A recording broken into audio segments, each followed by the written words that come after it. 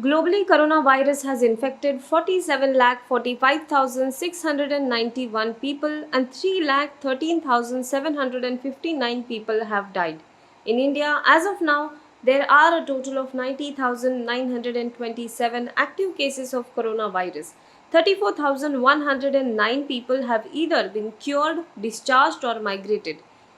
2,872 people have died due to coronavirus.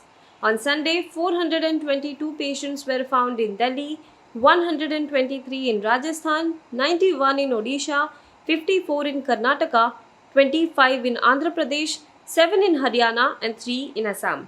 Meanwhile, a special flight of Air India carrying 183 Indians has left from Oman as a part of the Vande Bharat mission. On the other hand, Navy warship INS Jalashwa arrived in Kochi on Sunday carrying 588 Indians from the Maldives. The nationwide lockdown in the country has been extended till May 31. Two states, Maharashtra and Tamil Nadu, had already extended the lockdown till this date. The Ministry of Home Affairs today also issued new guidelines for the fourth phase of the lockdown. Air travel for passengers except for domestic medical services to be remain prohibited.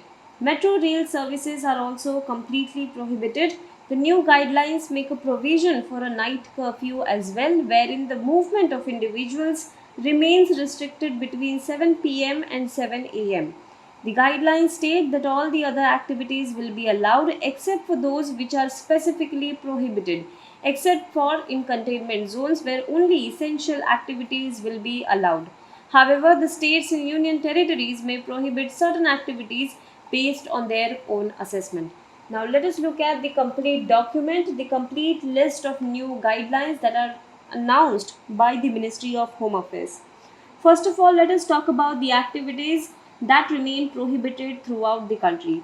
First is domestic and international air travel of passengers, except for domestic medical services, domestic air ambulance, and for security purposes or purposes as permitted by MHA are completely prohibited. Then metro rail services are prohibited.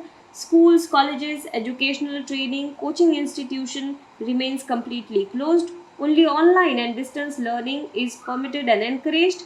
Hotels, restaurants, and other hospitality services, except those meant for housing, health police, government officials, healthcare workers, standard persons, including the tourist, and for quarantine facility, and running of canteens at bus depot, railway station, and airports, that remains completely closed. Restaurants shall be permitted to operate kitchens for home delivery of food items. So this is one of the you can say a curb that has been lifted on restaurants. Now restaurants can function and they can operate kitchen only for home delivery of food items. All cinema halls, shopping malls, gymnasiums, swimming pools, entertainment parks, theaters, bars, auditoriums, all of these public places, sport complexes will not be allowed to function. All social, political, sports, entertainment, academic, religious, cultural gatherings, those are also completely banned. Any large congregation is banned. All religious places, places of worship will also remain closed for public, and religious congregation are also strictly prohibited.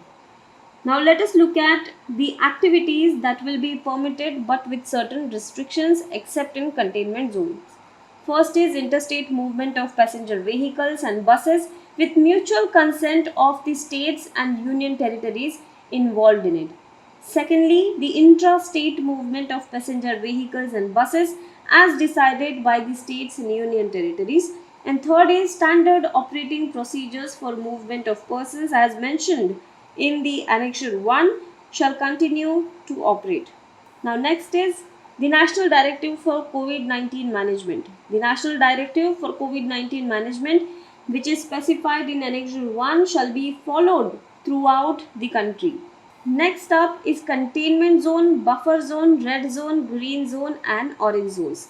The delineation of red, green, and orange zones will be decided by the respective state and union territory governments after taking into consideration the parameters which are shared by Ministry of Health and Family Welfare and the Government of India. Moreover, it also states that within the red and orange zones, containment zones and buffer zones will be demarcated by the district authorities after taking into consideration the guidelines of Ministry of Health and Family Welfare.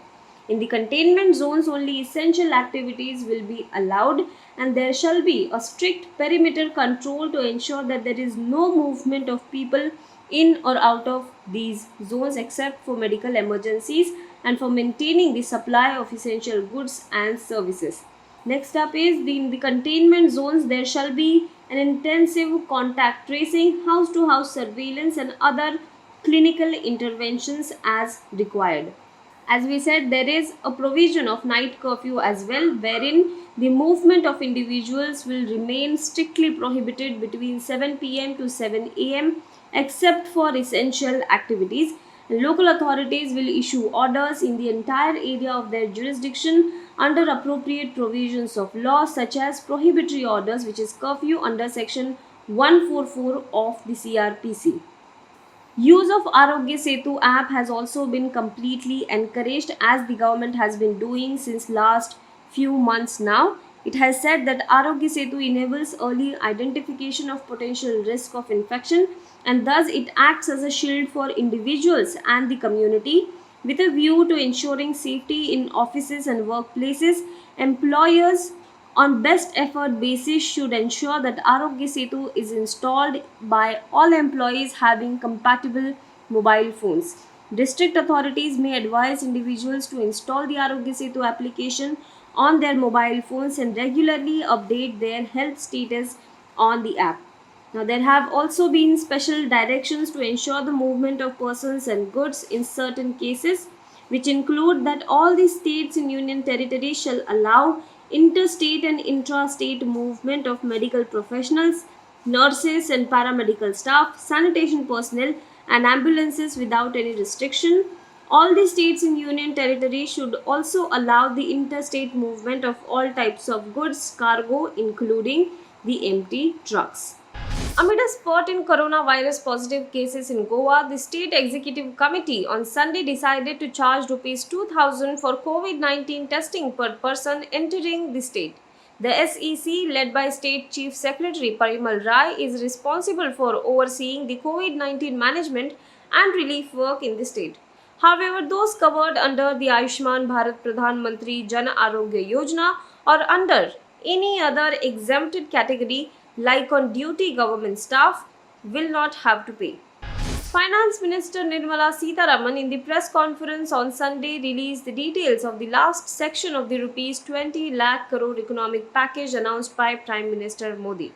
Since many are returning to their villages from the cities, providing employment to them has become a big challenge. At this time, the Manrega has come to the rescue. FM today announced that the government has decided to allocate 40,000 crore rupees to the Manrega scheme. To boost the ease of doing business, she announced certain measures including debts due to COVID-19 will not be considered as defaults. She also announced government decision to give a boost to the private sector. A list of strategic sectors requiring the presence of PSEs in the public interest will be notified. In a strategic sector, at least one enterprise will remain in the public sector, but the private sector will also be allowed to function in that particular arena. In other sectors, PSEs will be privatized. The Congress on Sunday accused the government of misleading people in the name of economic package, and it said the measures announced by the central government amounted to only 1.6% of India's GDP. It said that the package announced by the central government was worth Rs 3.22 lakh crore rupees instead of Rs 20 lakh crore as claimed by the Prime Minister Modi. Congress senior spokesperson Anand Sharma said that Prime Minister Narendra Modi must walk the talk and announce the measures required by giving money in the hands of the poor and small and medium enterprises to help reboot the economy. He noted that there was a difference between providing stimulus to the economy and merely giving loans and credit to people. Anand Sharma, who is a former union minister, challenged the finance minister for a debate on the package while raising questions about the announcements which were made by Prime Minister.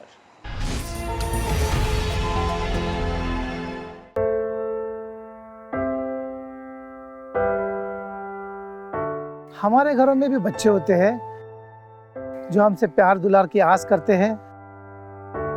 हमारा भी जीवन साथी है जिसको हमारे duty से घर आने का इंतजार होता है। हमारे घर में भी एक बूढ़ी माँ है जिनके लिए आज भी हम ही आंखों के तारे हैं। लेकिन हम हमारे घरों में नहीं हैं। आपकी सुरक्षा में कोई कसर न रहे, इसलिए हम अपने प्रियजनों से दूर हैं।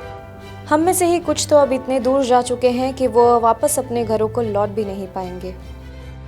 हमें गर्व है कि हमारे कंधों पे मुंबई शहर के नागरिकों की सुरक्षा की जिम्मेदारी है।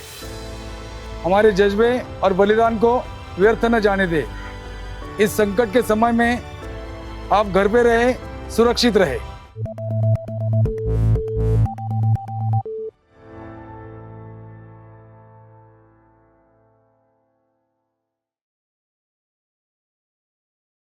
Now be the first to know about the latest updates on our new news app. Go on your Android or iOS, search for HW News Network. Download our app, choose the language you prefer to get updates in, and be up to date with the latest news. If you like this video, please share it, and we would love to hear your comments in the comments section down here. Also, please do like our Facebook page and follow us on Twitter to get minute-to-minute news updates. For more such shows and videos, well, subscribe to our YouTube channel.